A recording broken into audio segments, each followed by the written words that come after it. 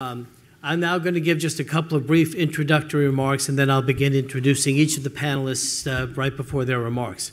I want to apologize in advance. I have to leave at 3:10. I have a negotiation with the State Department legal advisor that I have to leave for this afternoon that was previously scheduled, well, actually just got scheduled a few days ago, and there was nothing I could do to change it, so I have to leave. Khalil will be sliding in. It's during the Q&A.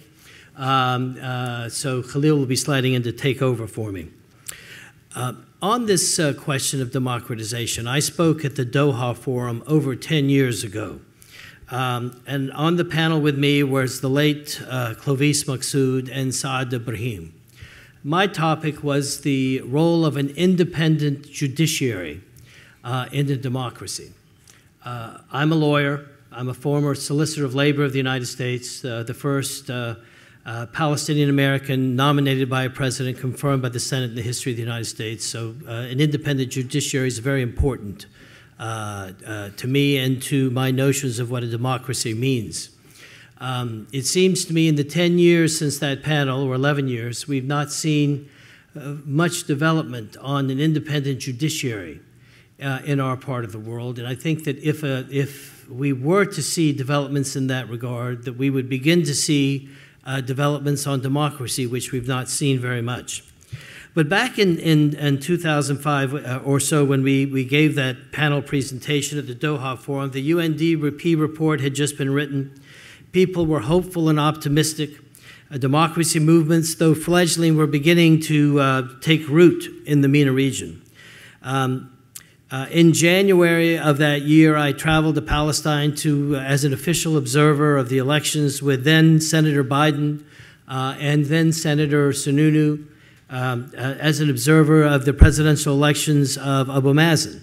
And it was a very hopeful time to see Palestinians in the West Bank and Gaza voting, many of them for the first time in free and open elections, was very inspiring, actually. And as you look back at these democratic experiences in the Middle East, from those experiences well over 10 years ago through the experience of Iraq to Egypt, it seems to me that the fundamental aspects of democracy that has been lacking in the Middle East is the notion, and it was talked about by Professor Fukuyama at lunch, is the notion of pluralism, the notion of power sharing and governing together for the benefit of the people, rather than one ideology or political party prevailing over all others. Whoever wins, the winner take the spoils. We're beginning to see the notion of pluralism today in Tunisia. We're beginning to see it seems to me, in Morocco, and these are hopeful developments. But until it begins to take hold a bit more, in the region, if you had an independent judiciary in many of these countries that have experienced such turmoil, you would, I think, see some very different results today than we have seen. All countries in the world today, as they have for history, I think, have divided populations. Look at our own country in the last few weeks leading up to the national elections. However, one fundamental principle that emanates in our country today and that distinguishes us from most others, certainly from the region, is that all Americans rally around and support whoever is elected president once the elections take place. And if Congress is controlled by another party, then both sides generally compromise for the good of the country in the national interest. And the U.S. experience isn't perfect, God knows. One only has to turn on the nightly news these days and get a sense of that. But in the end, the national interest generally does prevail over political interest. And when the Middle East begins to accept this approach to governance, then democracy, I think, will have a greater opportunity to flourish. I'm honored to present our esteemed group of speakers this afternoon, and I'll present each of them briefly before they speak. Their complete biographies can be found in our conference program. And we indeed, as I mentioned previously, have a very distinguished panel. Amaney Jamal will begin this afternoon's session. She will speak about the importance of economic reform in the Arab world. relying on public opinion data to look at how economic grievances translate into political grievances. She will also discuss the influence of U.S. strategic interest on economics and democracy in the region. Professor Jamal is a professor of politics at Princeton University and director of Center for Peace and of the Center for Peace and Justice there. She also serves as president of the Association of Middle East Women's Studies. Professor Jamal. I'm going to take the podium since I have a presentation. Hello, Sada. It's a really great honor and privilege to be here. I'm delighted to be here and to hear the excellent talks thus far, and look forward to hearing from my panelists as well. So I wanted to talk about the economic challenges facing Arab countries, especially in this post-Arab Spring period. And I just sort of have some bullets on the key takeaway points from the talk that I'm going to give. Economic outcomes remain one of the key dominant issues across the region. The economy is the important concern of most citizens. When we think about the grievances that protesters had when they took to the streets, whether it was in Egypt or Tunisia or the other countries, clearly economics was a dominant issue. Corruption and fears and worries about WASTA and the importance of WASTA in terms of determining clientelism, if you may, in terms of determining who can access public goods and employment is a primary concern. Although citizens say they feel they have access to government and can influence government, they're not satisfied with governing institutions and governing structures. And citizens believe that international factors are an impediment to reform. And I sort of want to unpack that and talk a little bit about that. And I know I only have 12 minutes, so I'm going to try to be very quick so I can also, say some final words. When we ask on the Arab Barometer, and for those of you who don't know, I'm one of the principal investigators of the Arab Barometer project. We collect public opinion data across the Arab world. So now we're in we're actually trying to begin our 5th wave of data collection, but these data come right after the Arab Spring. So this is the 3rd wave data. All our data is online, arabbarometer.org, so please take a look. But when we ask people, does your monthly income allow you to cover your monthly expenses and you're able to save from your monthly income? What you see across the region basically is that the clear majorities are not able to cover their monthly expenses and to save. So you look at Algeria, Lebanon, Morocco, and then you can even look to the Arab Spring countries, Tunisia, Egypt.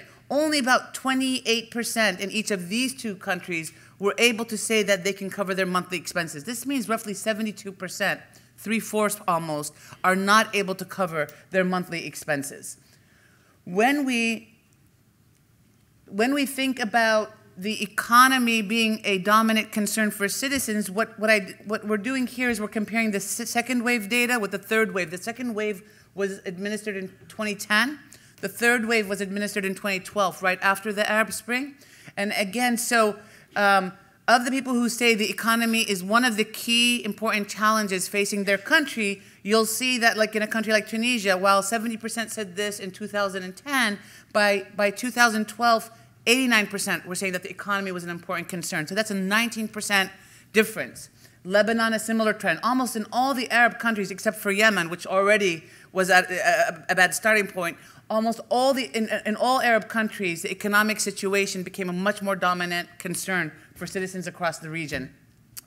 When we ask people whether or not they'd like to immigrate, what you see is that roughly about 20% to 30%, or even 39% in a place like Lebanon, citizens expressing that they have a desire to immigrate or leave the Arab world.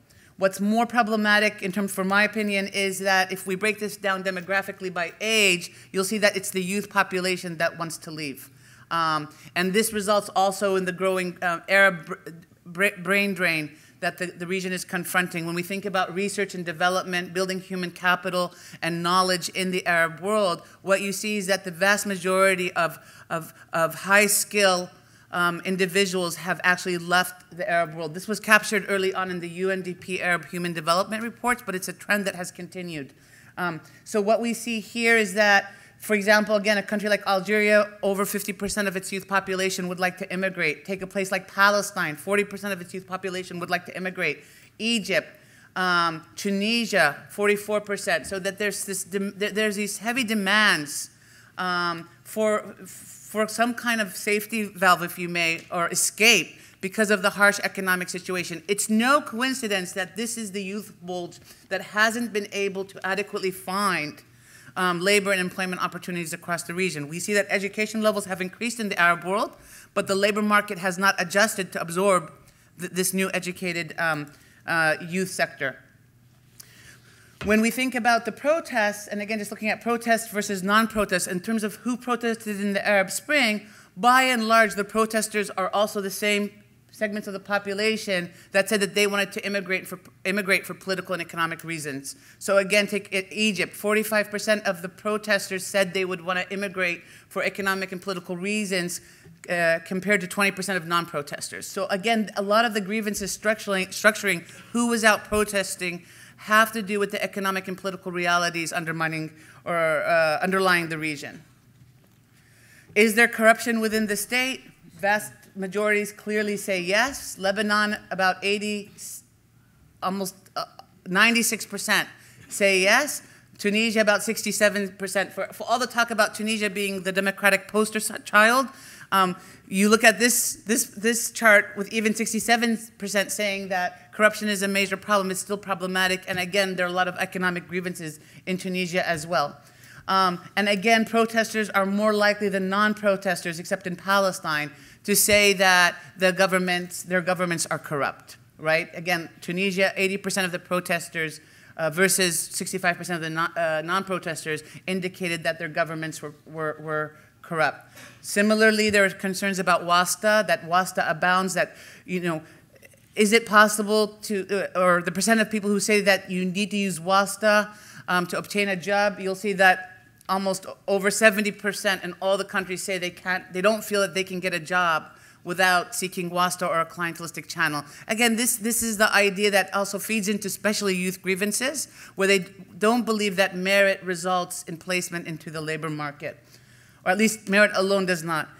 One of the things I've often pointed out, and people sort of misinterpret what I try to do with this slide, is that when we think about whether or not people are out protesting for this goal of democracy, you'll see that when we ask people to rank the concerns, the vast majority of citizens across the region did not rank democracy above and beyond the economics. So even in Palestine, Egypt, Tunisia, maybe 8%, 9%, 17% said democracy.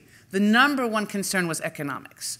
So for all the talk about the success and failure of the Arab Spring, I also, sort of like Michelle, want to ask whether we should be thinking about, quote unquote, the democratic failure that came with the Arab Spring, or should we think about the economic failure that came as a result of the Arab Spring? Because most analysts will say that the economic conditions in the Middle East today are far worse than they were at the eve of the Arab Spring. And it's not only because we had instability in Egypt and Tunisia, change of power. I mean, then now this is where we sort of need to factor in the international context and the international environment. I'm going to speed through my slides because I'm running out of time. But really quickly, the percent of people who say that the state of human rights and democracy in their countries is good, the vast majority don't think that the situation in their countries is very good. Jordan probably is the happiest. But remember also, if you're ever in Jordan doing interviews with people, they're just counting their blessings that they're not in Palestine, that they're not in Iraq, that they're not in Syria. They are counting their blessings that their country has remained stable in the midst of this chaos. But every other country is basically complaining about the state of human rights in their midst. But for all the talk about what foreign intervention has done in the region, or the lack thereof, whether it is in Syria or Iraq or Afghanistan, the truth is that the region is not going to be able to economically develop Insofar that we understand that the future route for economic development in MENA is not going to be this miraculous more discovery of oil that's going to sort of spill over into the non-oil countries. It's going to rely on globalization, economic globalization and integration into the global economy, trying to create export markets to integrate the youth populations into the labor forces. That is not going to happen so long as the region remains unstable. War and devastation and occupation and the threat of terrorism and the security threats have all made this region a very inhospitable region, not only for the citizens, and I'm not saying that this is not the most important thing, but also for economic development. No, and the Arab world continues to receive the lowest percent of foreign direct investment than any other region in the world. Africa, which is far poorer than the Middle East and North Africa, receives a much larger chunk of global foreign direct investment than the Middle East and North Africa. And that's why the labor markets of the Middle East and North Africa have not been able to grow to accommodate the growing demands of its citizens. And this remains a primary problem in the region. So I'm often sort of flabbergasted when I am giving talks around the country about the Arab Spring. The obsession is about terrorism. Yes, it's a big problem. Democracy, yes, it is a big problem. We are inherently Democrats. But the bigger problem is I don't see anybody making it a priority for an agenda of economic growth for the populations of the region. Just because the Gulf countries have the enormous amount of wealth, that wealth is not trickling back to the region. When we ask citizens, so this is the slide I always put up and people say, oh, this is because Amaney's Palestinian, she has to talk about Arab Israel. Syria is I know that Syria is far more destabilizing today, but citizens in the region believe that the ongoing Arab-Israeli conflict is a source of impediment for political and economic reform in the region. And it's not that the citizens are ignorant and just want to blame Israel and the US for not doing anything on the Arab-Israeli peace front. But the truth is, as long as Israel and the Palestinians, Israel and the other Arab countries are not in this place where they can basically have a peace treaty in place to make it obvious that the region as a whole can be integrated into a global economy, this is going to be a reason that's always going to keep investors out of the region. And this has been a problem, right? It's not been a problem for Israel because investors are going to Israel. It is a problem for the Arab world because investors are not going to the Arab world. And insofar as one of the reasons why, and I think Dr. Azmi Bishara brought this up, is that, like, for example, when the Sisi coup happened in Egypt, a lot of the policy analysts who were dealing with the security of Israel applauded that. They felt that bringing back Sisi, bringing back a strong authoritarian leader, bringing back the basics to Egypt where public opinion could be suppressed was going to benefit Israel in the long run on its security dimension. If that is an ongoing consideration, we also know that suppressing Arab public opinion in the rest of the region, because we're not able to reach a peace agreement with Israel, is not going to be conducive to economic development. Investors do not want to invest in authoritarian regimes where the rule of law does not apply, where democracy does not reign. So people will often say, when we talk about the ongoing conflicts in the region, and again, I understand that Syria is an immediate concern, ISIS is a huge problem, but we shouldn't ignore the earlier problems that prevented the global integration of the Middle East into the global economy. The ongoing Arab-Israeli conflict, the inability to reach a peace treaty and bring the Arab world into the global economy, in my opinion, is a big problem. Of course, then we have Iraq and Syria and all the other problems. So I will conclude here, but basically social justice is conceived of as bread, freedom, and dignity. And so those were all tied to an economic logic underlying the grievances, and those grievances have not yet been addressed. So I'll stop there. I look forward to your questions. Thank you very much. Thank you very much, Amaney. Thank you very much, Amaney, for an excellent presentation. I'd now like to welcome Daniel Brumberg, who will discuss the security implications of defensive reform and the re-autocratization of the Arab world. He will also touch upon the cases of Egypt, Morocco, Kuwait, and Jordan, and offer recommendations for U.S. policy. Professor Brumberg is an associate professor in the Department of Government at Georgetown University, where he also serves as director of Democracy and Government Studies. He is a senior non-resident fellow at the Project on Middle East Democracy and was previously a special advisor to the U.S. Institute of Peace. Daniel, you have 12 minutes. Yes, I'm going to do all of that list in 12 minutes. I promise you that. How did I get myself in a position where I promise so much in so little time? I'm going to try to provide, rather than get into too much of the weeds, I'm going to try to provide a kind of analytical overview of the problem that we're facing, and then from that, set out a few policy observations which will check off some of those items on that list. First of all, I want to say thanks very much for the invitation. I'm delighted to be here at the Arab Center. Congratulations on the center and the work that it's doing. Great to see my old friend Khalil, among others, here. And of course, I'm delighted that they have teamed up with the Middle East Center at the University of Denver. My colleagues Neda and Danny have been good hosts to me out there numerous times, and I'm looking forward to visiting them in a few weeks. Again, to talk about my recent book on Iran, which is the other part of the region that I do a lot of work on. I want to say a few things about, they may sound a little bit analytical for where we are here, but I'm going to set them out and then on that basis make a few policy relevant observations. And this is really relevant to a paper that I am now working on for POMED, and it's very much a result of my thinking about this region for a long time. And I've been thinking more and more about this issue in light of what's been going on in the United States, because what we've noticed in the past few months is that whenever authoritarian leaders emerge, it's always about the politics of fear.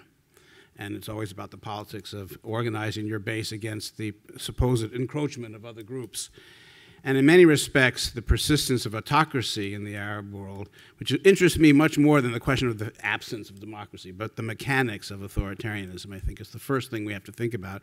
And we have seen, as a consequence of the so-called failure of the Arab political revolts or the Arab Spring, a generalized process of either state collapse or re-autocratization, in some sense, a refurbishment and a renewal and a reconfiguring of authoritarian institutions throughout the region. And it's this that we have to stop asking why don't we have democracy and focus much more on how this is happening and why. And on that basis, I think the policy conclusions. And on this issue, and in terms of the fear factor, I've argued for a long time that the Arab state, such as it was based on two closely related elements. One was what I took from Dan Corleone and company, the notion of a protection racket state, the way in which Arab political leaders provided social, economic, and physical protection against other groups. I think this process was inherently based on the notion of fear and the prospect that democracy might empower your enemy. And I think the elites in these systems very much manipulated and instrumentalized those fears in order to establish their regimes. That is a system that I think has been reborn now in even worse form than it was previous to this moment. So we have this legacy of the protection racket state in the region. And of course, different groups are protected by different kinds of protectors. In Egypt, it was the protection provided by the military and their allies against the supposed threat of Islamists and their allies. That was just one version of this protection racket. But the important point here is that this sort of relationship created a constituency for authoritarianism. This is not simply an imposed elite project. It is one in which you've mobilized and demobilized certain constituencies to establish your rule. So that's one legacy. The other legacy is what I call the pillared nature of the Arab state, and that is the way in which state power, political power, economic power, sectarian or identity power were all fused into one great pillar. So from the vantage point of the elites who ran this pillar and secured it, trying to remove any one strand threatened the entire thing. The entire pillar looked like it was going to fall apart. And I think it's this fear that, of course, drove Assad and his allies to wage war against their enemies in Syria. And it's this precise fear of the entire structure collapsing on them that drove, let's say, Sisi to push the coup and to establish what is a process of robust autocratization that I think is unparalleled for Egypt in decades and decades and decades and decades. And I think that's what's been going on in the region. And I think it's easy to recognize that from the point of view of those elites who manage these systems, they had an interest in reestablishing those pillars and reattaching all these strands as best they could, particularly when they looked around the region and saw what was going on in Libya and saw what happened in Yemen and saw what happened in Syria. And they concluded, that's never going to happen to me. That's never going to happen to my regime. We are going to put this thing back together and immunize it from the problem of state collapse. And I think that's what's going on now. And so very much one can attach an important responsibility to those elites, but I think one has to recognize that part of the failure that we've seen, the so-called failure of the Arab Spring, is the failure of oppositions to imagine some sort of common agenda, some kind of common vision, some sort of common notion of democracy that they could use not merely as a kind of ideological, this is not a vision thing, this is a project thing, or even more so a political thing. It's a matter of building political alliances. It's about political alliances. And the case of Egypt illustrates this because I think many players contributed to the failure of the revolution, but certainly one player was the Muslim Brethren itself, which did not perceive the importance of building alliances with non-Islamist groups, including liberals, secularists, and so on, and in many respects chose to negotiate with the military its own political pact rather than build a pact in society. And I think very much the military manipulated that from the very beginning and set the stage for this collapse. This was facilitated by the opposition, by hook or by crook. And the lesson here is that democracy begins not with democracy, but with the building of political pacts and consensus.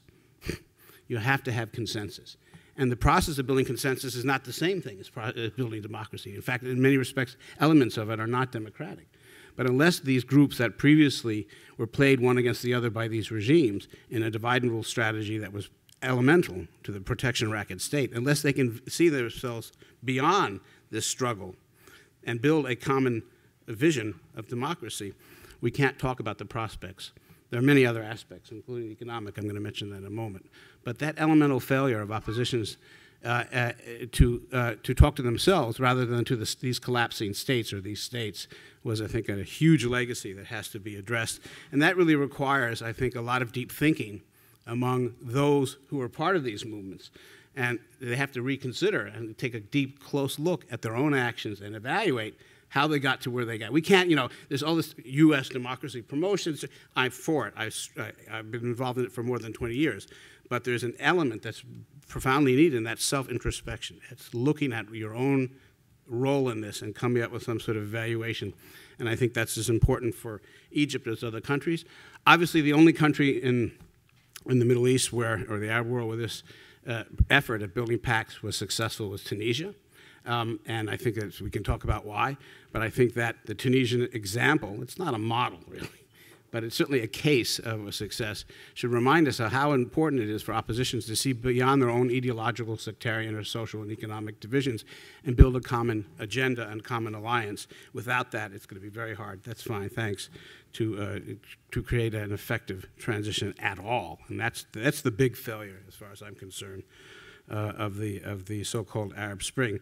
So what does this have to do with, what are the policy implications? Because let's face it, a lot of this is terribly path dependent. And when we deal with the phenomenon of what we call political science path dependency, there's often not a lot you can do about the nature of these states that you've inherited. I was struck, though, by a remark that Frank Fukuyama made today at the interview, because he mentioned that in the case of Europe, it took a lot of conflict to get these warring parties to reach the point of consensus. So in a strange sort of way, without wanting to sort of endorse the level of violence and the conflicts we've seen, the question is what you learn from these conflicts, what the players learn. And because the turn to liberalism in Europe was not a sudden sort of cultural thing that just happened. It was a consequence of a pragmatic series of considerations about what was necessary to bring wars to an end and to create domestic peace. And so we're in that space now in the Middle East and in the Arab world in particular. We're at that very difficult moment, aggravated by the role of regional and outside players in many ways, of course. So what does this all mean in policy terms? I think from the perspective of the United States, first of all, it's important and elemental that we maintain a focus on the principle of human rights.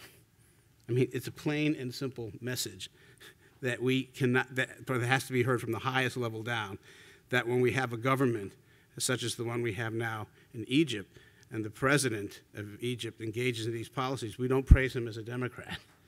But we simply say, we want human rights. And if you fulfill human rights, we can decide what, or at least respect basic human rights. This is the first thing, and that seems so much, so patently obvious to me. The second thing is it's absolutely important and vital that the Tunisian case, that Tunisia succeed. Because if Tunisia fails, if it implodes, the implications, not only symbolic, but regionally in terms of security, will be enormous. And so I think it's very important that we not lose sight of how important it is that this one hugely significant case, symbolically, politically, economically, of success, not fail. And you know, I've said this many times in many different arenas, and I've been working on Tunisia now for much more for the last 2 years, and I'm convinced this is important. Number three, speaking of, you know, we have processes of re-autocratization, the most comprehensive of which is in Egypt. I call it a process of robust re-autocratization. Morocco, to some extent, and Jordan, perhaps Kuwait, are cases of defensive reform, certainly Morocco, in which there's an effort to sort of sustain the process of political participation, but under the old rules of the game, under the old structure of what I once called liberalized autocracy.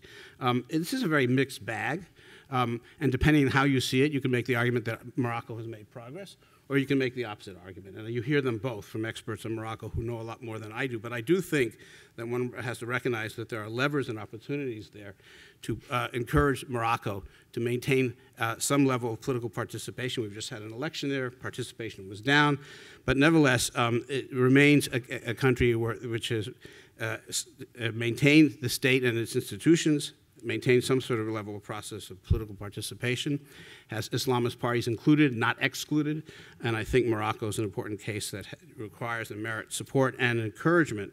On the issue of economic reform, look, I couldn't agree with more with Amaney. Look, a series of revolts that started in the name of justice and bread and equality were quickly hijacked by the politics of identity. And this was very much an elite project, I think. And what they did is they manipulated the fears of the masses. And the economic issues sort of disappeared off the radar screen, but not for the people who were suffering from those issues. But now we have a sort of different view in Washington. It's an echo. We saw this the other day at a common event, Steve and I, an echo of the old Washington consensus, which is economic reform first and maybe democracy down the road. And sort of that used to be the IMF, World Bank, or something, the IMF perspective. Well, the fact of the matter is that the way this is being implemented in Egypt and other countries is going to be a recipe for more autocracy, which is going to undermine the capacity for economic reform. Because if we simply get rid of the political participation element and say, well, we can just engage in economic reform, look at all those young people who are involved in the high-tech sector. That's, you know, that is brilliant and wonderful and it should be applauded. But that's not the formula for success unless there's some attention to the issue of political participation. And what these economic reforming regimes would like to do is minimize the issue of participation, have the luxury of economic reform without attaching themselves to justice, participation, human rights. I think that is something, that is a recipe that will not bring the investors and will not bring. And finally, let me just echo what Amaney said about the Palestinian-Israeli conflict. I mean, you know, you never hear it these days anymore. I mean, it's extraordinary. It's what a change, right? But there are two aspects of it that seem to be really important. One is the symbol of a conflict that's just sort of endured all these years with the injustices and everything that attaches to it. But there's a practical, and I'll end on this, practical element to it as well, and that is, this is a conflict in which the issue of borders has not been resolved for decades and decades and decades. And we are in a region now where the most potent authoritarian forces would like to claim that borders are irrelevant or they're going to unilaterally change borders. Yet we cannot address this issue and come up with a negotiated solution over the issue of borders. What kind of signal does that send to the region when we can't resolve that elemental problem? It only reinforces those forces which argue that borders are irrelevant, that states are, in the conventional sense, are irrelevant, and they have a different solution. So to me, the legacy of having failed to address this issue remains one that's going to haunt us unless there's a concerted effort to do so. Thank you.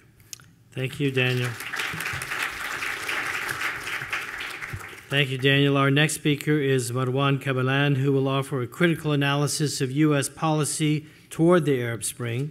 He will discuss failed U.S. policies and offer recommendations with a focus on Syria. Marwan Kabalan is a Syrian academic and writer, currently an associate researcher and director of the Policy Analysis Unit at the Arab Center for Research and Policy Studies in Doha.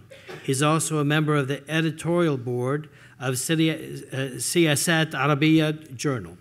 Previously, he served as the Dean of the Faculty of International Relations and Diplomacy at Kalamoun University in Damascus. Marwan, you have the floor for 12 minutes. Thank you very much. And I'd like also to thank the organizers for giving me this opportunity to present my personal views on the Obama administration foreign policy towards the Arab Spring over the past few years. And my key argument here is that while we are having in the Middle East many structural problems, many people have talked about this early in the day, but we also think that the external environment was not particularly helpful actually in supporting the cause of democracy transition in the Arab world, and I mean particularly here the policy of the Obama administration.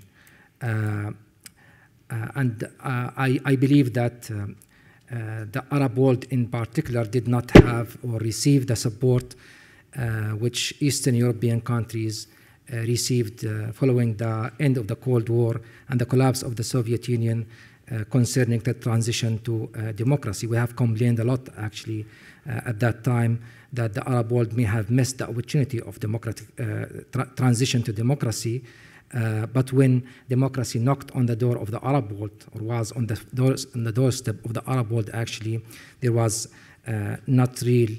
The United States and the West in general was not very helpful actually in this. And I'm not very surprised by this, in fact, because I think that President Obama, and I have to disagree with one of the speakers who said this morning that President Obama started as Jimmy Carter and ended as Richard Nixon, because I think President Obama was the ultimate realist from the very beginning of his presidency. And I think that President Obama did, in fact, betray the cause of democracy in the Middle East from early during his administration, when he refused to support the Green Movement in Iran in 2009. We all remember that at that time, there has been certain accusations against the administration of President Mahmoud Ahmadinejad of actually forging the election, and there has been protests in Tehran streets and many other cities in Iran, and President Obama actually refused to extend his backing to the Green Movement in Iran. And I also believe that President Obama, he also long before the Arab Spring, also betrayed the cause of democracy when he actually supported the re-election of Nouri al-Maliki in Iraq. We all know, and this is just to refresh our memory, that there was general election in Iraq in March 2010, a year before or more than a year actually, before the start of the Arab Spring. And whereas Iyad Allawi and his Al-Iraqiyya list, or Al-Qa'im Al-Iraqiyya, they actually won that election, President Obama decided to side with al-Maliki. And also, I'm not trying to blame President Obama in this, because President Obama was not elected in the first place to promote democracy in the Middle East or anywhere in the world. He was actually elected to act upon his promises to withdraw the US forces from both Iraq and in Afghanistan. And in order to do that, President Obama actually was obliged to seek the help and support of some of his enemies in the region. And unfortunately for the Arab Spring, which I think maybe the Arab Spring happened in the wrong time, to get the support that it needed at that time from the United States. In Iraq, Obama was, as I said, I mean, there was a problem here in which the United States was overstretched, and that was the challenge. And the solution was to cut and run in both Iraq and Afghanistan. The policy actually was to seek the support of both Iran and Russia. Iran in Iraq and Russia in Afghanistan. In Iraq, President Obama, in order to withdraw the US forces from Iraq, he needed relative stability in that country. And Iran was the only country that could help him actually provide that stability in order to pull the bulk of the US forces from that country. In Afghanistan also, he needed the support of Russia. And I think this is one reason why President Putin now is trying to avenge the lack of respect by the Obama administration to him personally, actually, by adopting the sort of policy that we are seeing right now in Syria. Of course, I mean, that is not the only reason for the US, for the Russian president to act the way he's acting right now in Syria, but that is one of the key reasons that is making actually him doing the things that he's doing in Syria. In 2010, President Obama, as I said, wanted to withdraw from Iraq. He needed the support of Iran. He supported Maliki, and I think he pressured also Syria to support Maliki. I know that Syria, alongside Turkey, Qatar, and Saudi Arabia, they were very much in favor of Iyad Allawi. Maliki was a very sectarian leader, and everybody was complaining about his sectarian policies in Iraq. The Obama administration decided to support Maliki and continue to support Maliki because the Obama administration thought that this is the man who could actually provide the stability that we wanted, and we don't want actually to make Iran angry too. So decided to go with Maliki, and the price for returning the US ambassador to Damascus at that time in 2010 was that Syria also support Maliki. And this is what happened at the end of the day, that Syria abandoned its allies, Turkey at that time, Qatar also, and supported Maliki, despite the fact that Maliki was Syria's #1 enemy in Iraq. And we don't forget that he actually complained against Syria in the United Nations for the so-called the Black Wednesday, when he accused Syria actually of allowing terrorists to infiltrate the borders and carry out the suicide bombings in Baghdad on the 19th of August 2009. So there was a big problem actually between Maliki and Syria at that time, and at the end of the day, the Obama administration decided, as I said, in order to please the Iranians, to side with al-Maliki. Al-Maliki continued actually with his sectarian policies, and also with his heavy-handed approach toward the peaceful demonstrations which have taken place in many Iraqi Sunni cities in 2012 until the rise of ISIL. The Obama administration turned a blind eye to all the policies which have been adopted by al-Maliki government until the fall of Mosul on June 10th, 2014. And Obama wanted very much at that time to prove that his doctrine of supporting ally in order to preserve security and his approach towards Iraq and the withdrawal of the US forces from Iraq without signing the SOFA, the Status of Forces Agreement, was the right decision that he made. So, as I said, he continued actually to turn a blind eye to the policies of the Obama administration, and he also agreed to provide even the Maliki administration with state-of-the-art weapons from his administration. After the withdrawal of the U.S. forces from Iraq, Obama's next concern actually was to reach the nuclear deal with Iran. And here we come to Syria. I think President Obama was very much concerned not to upset the Iranians in Syria too, because that was the ultimate. This is when I said he betrayed the cause of democracy, because he had different agenda at that time in the Middle East. We started with the withdrawal of the U.S. forces from Iraq, and then we have now the negotiation over Iran nuclear program. And because he did not really want to upset the Iranians in Syria, because Syria is too important for Iran and remains so, he actually decided to be very soft concerning the revolution in Syria. And we all remember that until May 2011, Hillary Clinton was describing Bashar al-Assad as a reformer.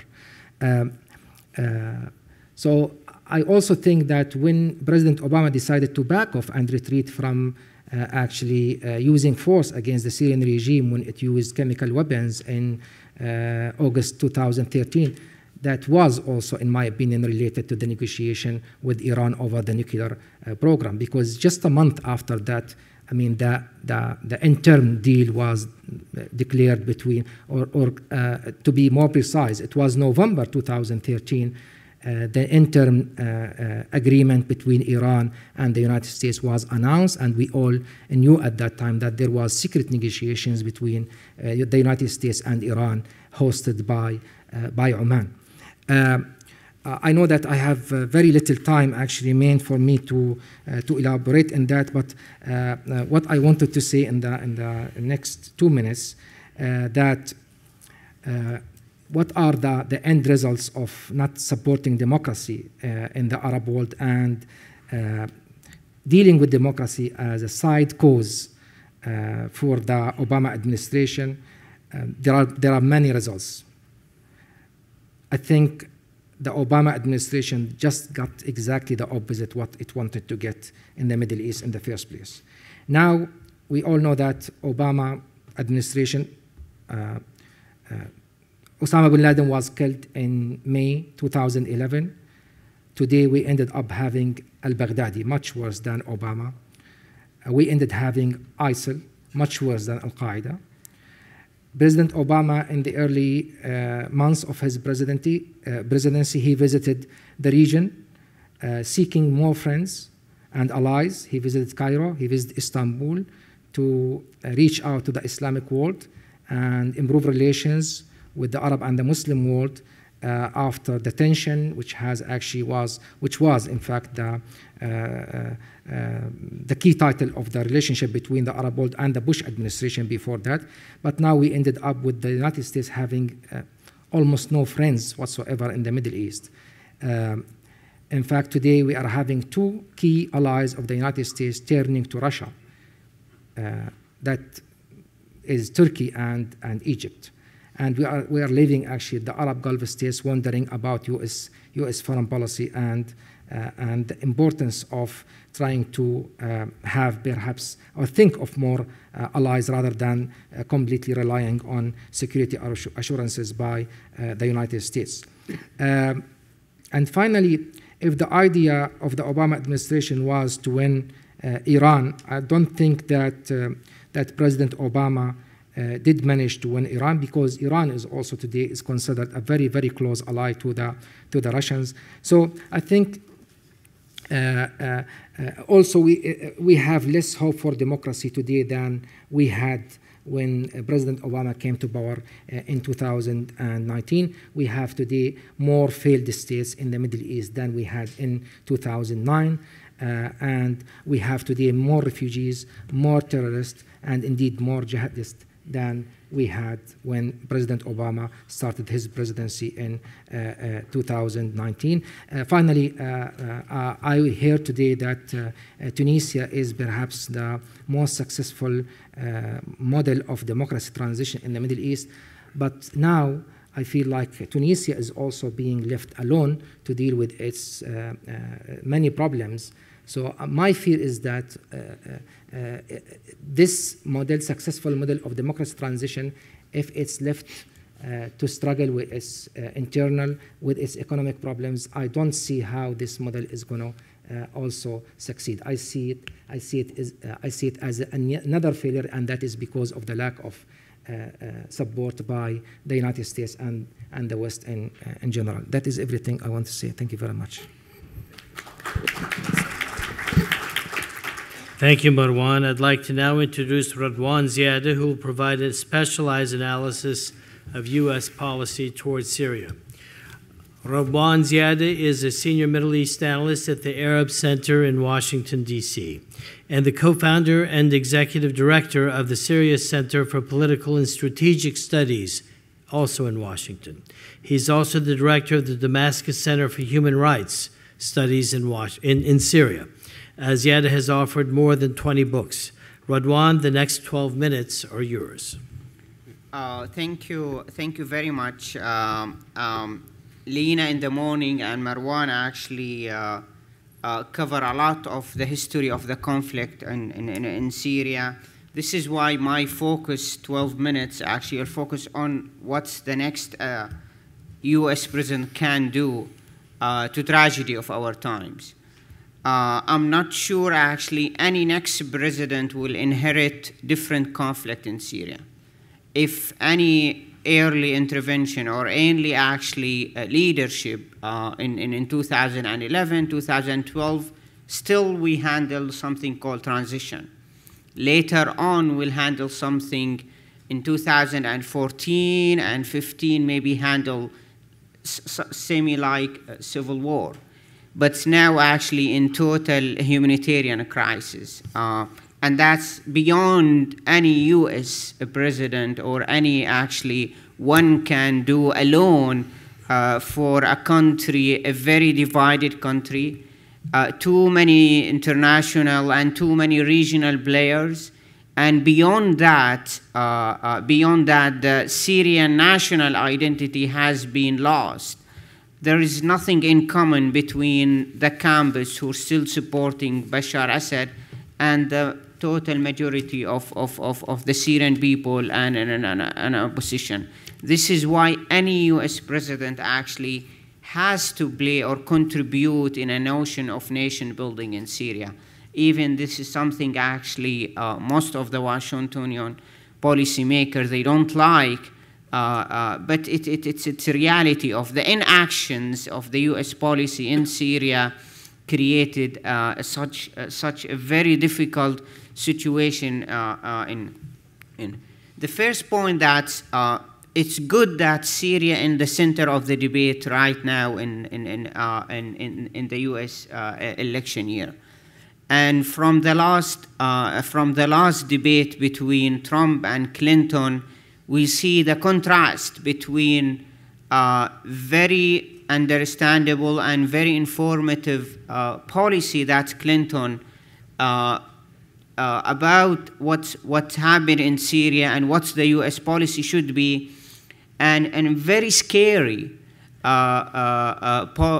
policies that Trump recommending. And this is why I think that in the Syrians, at least, they follow the debate and they follow the elections.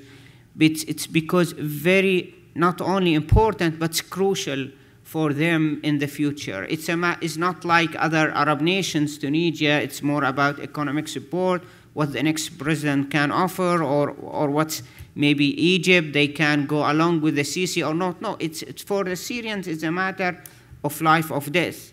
And why is that? Because actually the level of the Russian intervention in Syria. Now the Russians increased their troops on the ground from what they announced 3,000, now they have 9,000. And they have at least 3 different military bases. The well-known, they called in Latakia, Hmeimim, but also they have in Tartus previous, and they have the new one in the central part of Syria in Hama. And this is, they actually approved a new law within the Russian parliament to degrade these troops as permanent troops. And they sign actually a treaty between the Assad government and the Russians to be, this is a permanent troops.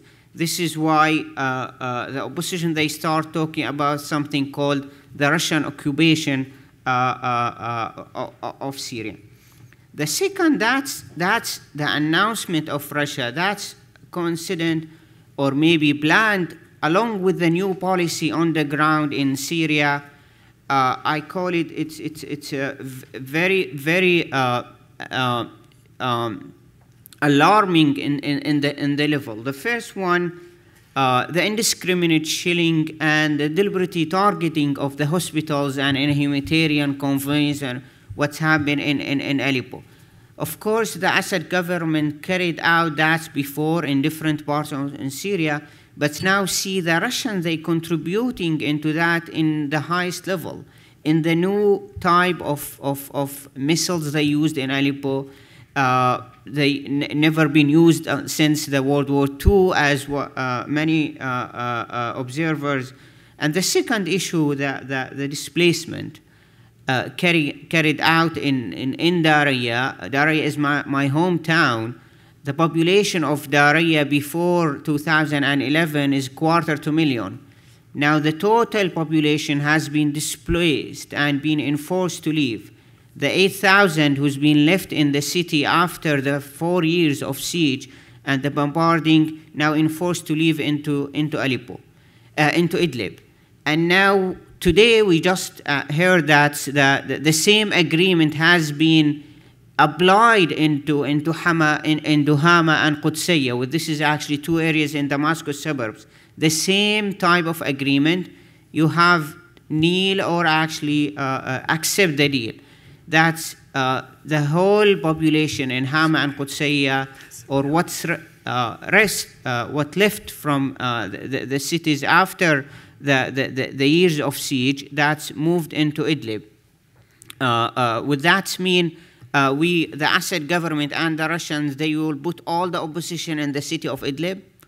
And this is deliberately their intention, actually, to close out and to clear Aleppo, to push actually all the opposition and all what's left from the opposition into the city of Idlib. Then when they can deal with the Idlib later, and possibly, and most important, to do that before any next president can take office in January, because they don't know exactly who will be, and if Clinton, that's mean unfriendly policy toward Russia.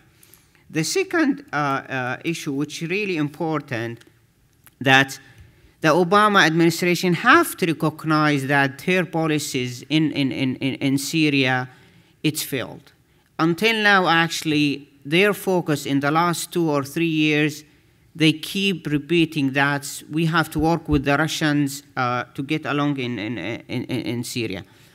And if this is failed, what's the plan B? Continue working with the Russians. And this is why its name and shame never worked. And Russians last month, they used the 5th veto regarding the Syrian issues. And I don't think they have any hurt feeling of using the veto 6th or 10th times, because it's in the way of maybe a Russian expert, the way that the political structure in Russia doesn't care about the public opinion, and for many reasons, I don't think that will change, or Russia will get into point to accept that a change in Syria is necessary and needed. The third point, that for any next president, the starting point in Syria, that's reframing how to look to see the crisis. Because now the world looking into Syria as 3 different crises. The Syria transition, which always been neglected, and the issue of ISIS, the rise of ISIS, where actually the US is interested in this part, tackling this part, and the Syrian refugees, which the flee of the Syrian refugees in Europe make Europe very concerned, and especially after the Brexit and in all what's. This is why every part of the world dealing one of piece of the Syrian crisis, and nobody knows exactly 3 are connected to each other. You can't actually deal with the rise of ISIS if there is no transition in Syria ongoing, or at least there is no future for any political settlement. The same, if you don't stop the barrel bombings, the bombarding of the populated area, the civilians in Aleppo and in Idlib, you will not be able to stop the flee of the Syrian refugees. And now, unfortunately, because Turkey closed the border, we have at least on the border 500,000 from Aleppo and in Idlib. And we have no chance to cross into Turkey, and they have no chance to back into their cities, and they stuck on the border. And this is why maybe in the coming days or in coming weeks, maybe we'll hear a catastrophe again of 1,000 being killed of one bombarding, if actually one of the barrel bombs dropped into this very tense areas at the border. The other issue, it's clear, in the last 2 minutes, it's clear that all options in Syria has been used and failed. The negotiations, diplomacy, and all of that. And still, the Obama administration very reluctant of using a force for many reasons, for many arguments. But it's clear right now, if any next U.S. president, if it has to put the use of force as a way to start the political transition in Syria. I don't think there is any other options. And this is maybe it's a clear way like we've seen before in Bosnia and Herzegovina, without 78 days of bombarding of Milosevic will not accept to come into negotiations and end up into Dayton agreement. The same thing with Assad, without using the force.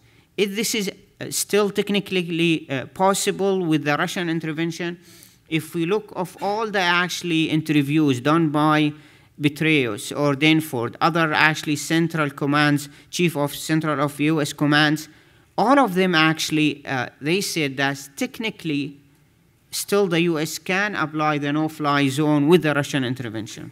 But that's reflect if there is a political will or not.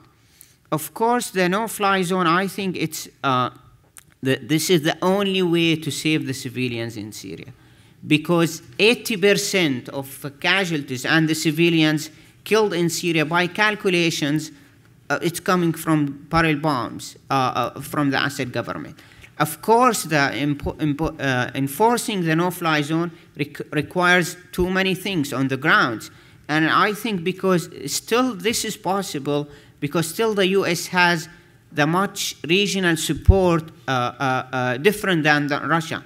I mean, the relationship between Turkey and Russia now get much better, but still actually Turkey would prefer to work with the U.S. regarding Syria rather than Russia. The same thing in Jordan, the same thing in the Saudis and the Gulf countries. And the final thing that a safe zone or a humanitarian zone, I'm not sure that this is something can lead into a real political solution. Because still the government, the Syrian regime, will see a safe zone as something hostile to its presence and something hostile. And this is why maybe declaring safe zone or declaring humanitarian zone, as one of the Trump advisors or some of recommendations, will not exactly into the political settlement or political solution, because maybe intensify the conflict rather than ending it. This is why it's much important to look into Syria more into a national level.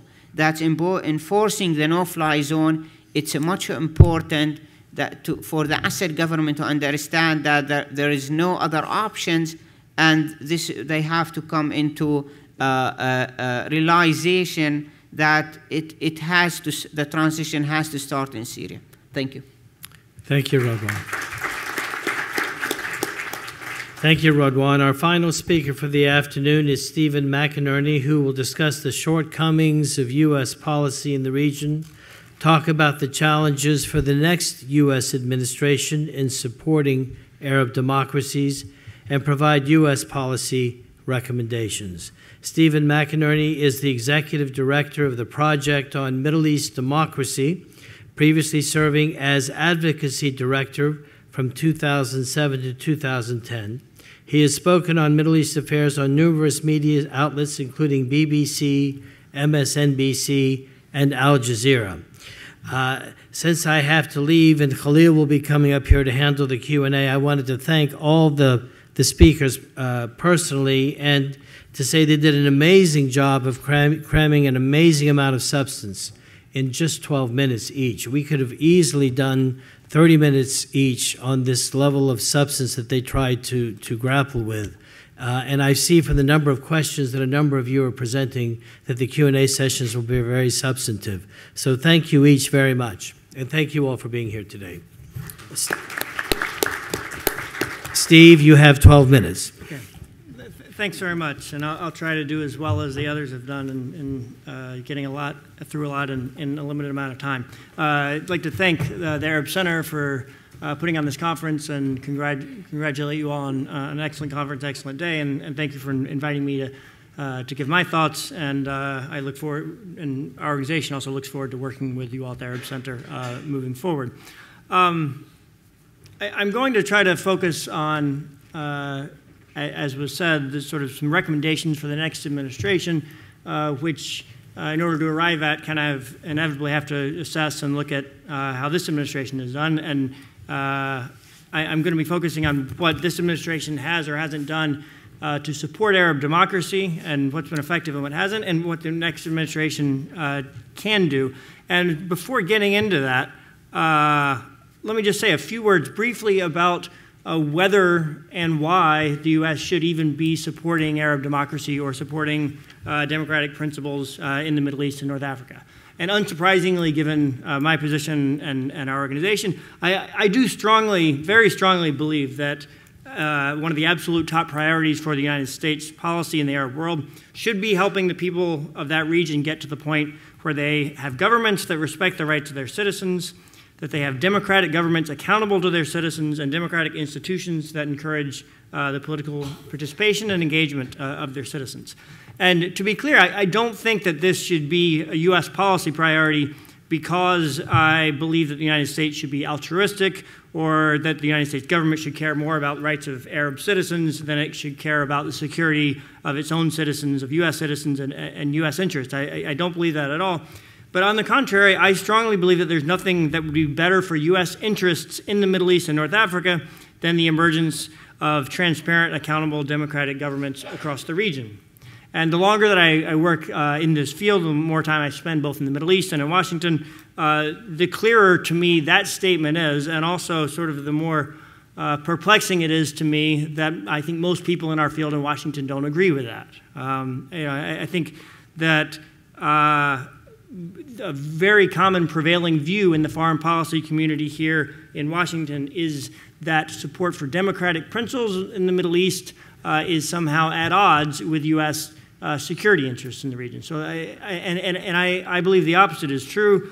There's a lot said about the importance of stability in the Middle East and North Africa to U.S. interests, and stability is often presented itself as a top U.S. interest in the region, along with related interests such as preventing violent conflict, countering violent extremism or terrorism, preventing failed states and the lawless regions that result, which become safe havens for terrorism.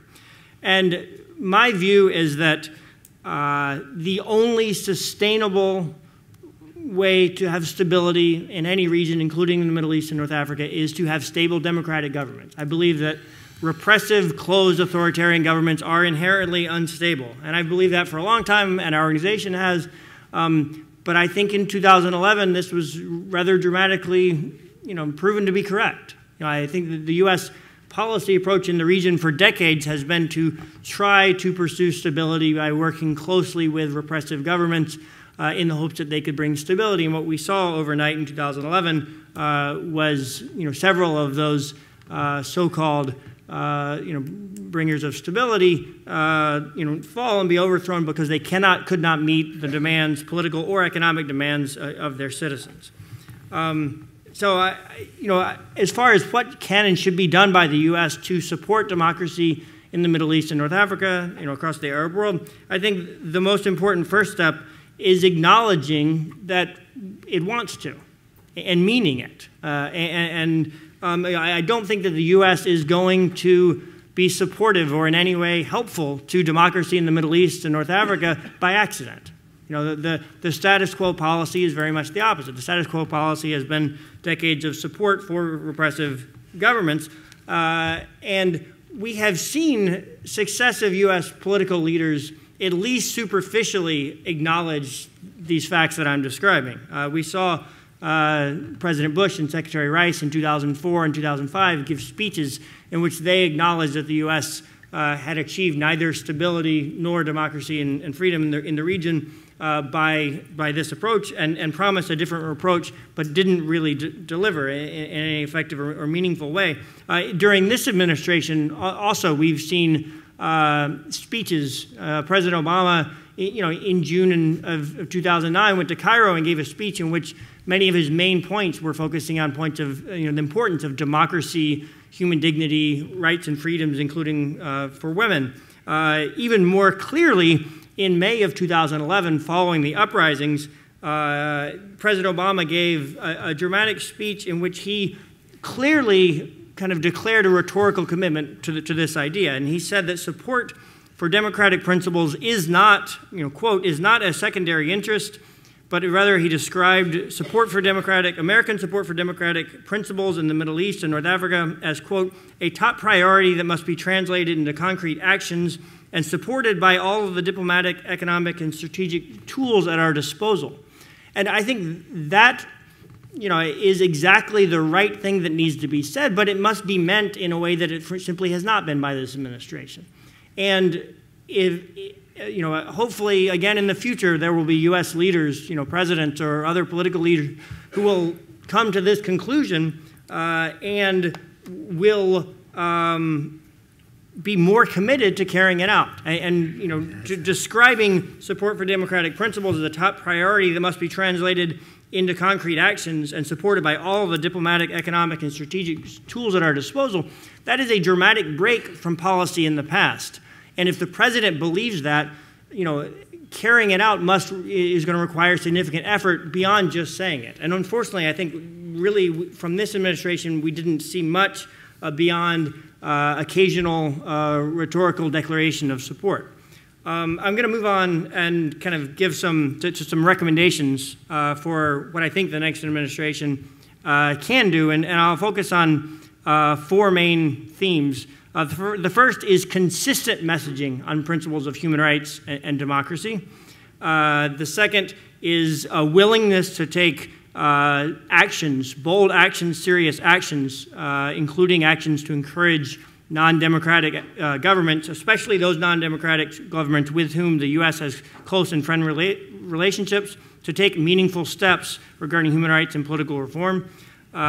The third is to engage more broadly with the region. The U.S. has had a long history of engaging narrowly and focusing on government-to-government relationships and only engaging really with the government of the moment and very narrow sets of political elites. And the Middle East, all the countries in the Middle East are diverse countries, and I think the U.S. has often found itself in a difficult position because it has engaged too narrowly, and I think it's very important that the U.S. government continue to try to engage more broadly and to build relationships with countries in the region, with populations in the region, and with diverse sets of actors, including non-governmental organizations, political parties, including opposition parties, labor unions, academics, and a wide variety of other actors, and not simply their government counterparts. And then the fourth theme I would focus on is when there is positive progress on these issues in the region, to absolutely really support it. And most of my, the first 3 themes were talking about things that can be done to bring about change and to respond to negative trends in the region, because the reality is that most of, the overwhelming majority of the countries in the region are not governments that respect the rights of their citizens, not countries that are democratic, and not countries that are moving in that direction. As Dan mentioned earlier, Tunisia, and Tunisia's come up a number of times, it's an exception. And I don't believe that Tunisia is yet a success in getting to democracy, but it's but it's gotten further along that path than any other Arab country in modern times. And as Dan said, it should be an absolute top priority for the next administration to help ensure that Tunisia is a success, that it does succeed in consolidating the Arab world's first genuine transition to democracy. Tunisia has made a lot of important strides. It's made a lot of important political progress. There are still many important political steps that remain, many important difficult reforms that must be carried out in Tunisia. And in addition to that, Tunisia has not yet seen the economic progress accompany the political progress that has been made. And I think that the United States and the international community should be much more committed to ensuring that that's the case. This administration, once again, has said some of the right things. On at least two different occasions, this administration has referred to Tunisia as a top priority in the region. And frankly, that's a joke. Looking at the administration's policies, its where it puts its resources, its energy, its commitment, Tunisia is, unfortunately been largely an afterthought. And what I hope to see from the next administration is, a firmer, more serious commitment to a lot of the positive rhetoric that we've seen on occasion from this administration. The last point I'll make to close on this point of rhetoric. And the one theme that I already mentioned is important of consistent messaging on these issues. And one of the most important lessons that I've learned is just the importance that the U.S. government always tell the truth on these issues, or at a minimum, don't lie about them. And what I mean by that is that there is a strong tendency by U.S. officials to want to give untrue and undeserved praise to countries on their progress on democratic reform when it actually hasn't taken place. And that's extraordinarily damaging. And we've seen lots of examples. I won't go I won't list them out, but we've seen lots of examples where high-ranking U.S. officials have praised progress, non-existent progress in Egypt, have made similar comments about Bahrain, have praised elections. We've seen almost any time there's elections in the region by non-democratic, sort of, not free and fair, not competitive, not meaningful elections, we see hearty congratulations and enthusiastic remarks. Secretary Kerry, in his second month as secretary, gave very, very strong praise for the overwhelming importance of this milestone elections in Jordan, and elections that were frankly not meaningful. A Tunisian friend of mine commented, I sort of sent along U.S. praise for Tunisia's elections, and one of the responses was, these are great remarks and they're accurate, but and these praise for Tunisia's historic elections, which they really were, but of course, Secretary Kerry showed just as much enthusiasm for elections in Egypt and in Jordan, and called those elections historic, and that waters down, the credibility and the meaningfulness of the praise when it is deserved. And so that's one thing I would urge is for the next administration to really make an effort to simply refrain from praise that's not deserved, and to speak the truth about these issues, including and perhaps most importantly in the non-democratic countries that are close U.S. allies. Thanks.